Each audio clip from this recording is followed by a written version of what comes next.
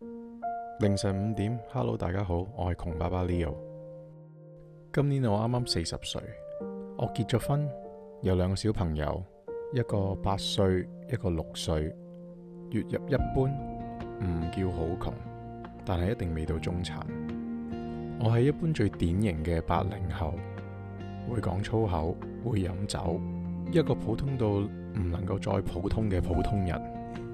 老實講，而家嘅生活同我20幾歲、30幾歲嘅時候想象嘅有少少唔同。以前成日都係追趕一啲嘢，事業、收入、目標，想證明自己。但而家去到呢個階段，反而而家開始覺得人生最難嘅係點樣去平衡工作、我嘅健康、家庭、財務。最難搞嘅係同時又唔想失去咗自己。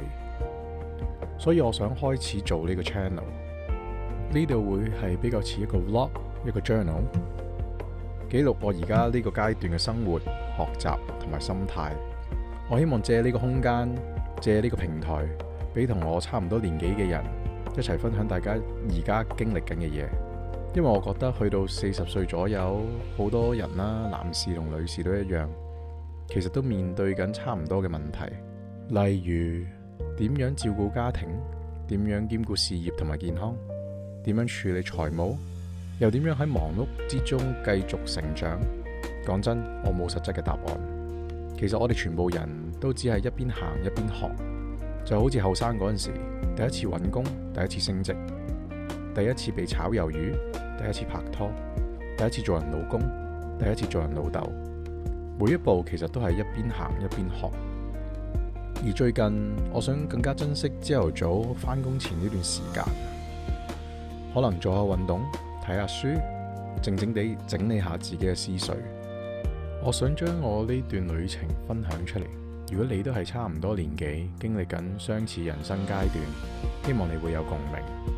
嚟緊我會逢星期1同埋星期4 post 片，去嘗試傾下掂下唔同嘅課題。呢個係我嘅記錄，亦都係一個新嘅開始，睇下可以行到幾遠。我係窮爸爸 Leo， 如果你中意我哋嘅 channel， 俾個 like、subscribe， 感謝。下次朝早5點再同大家吹下水，拜拜。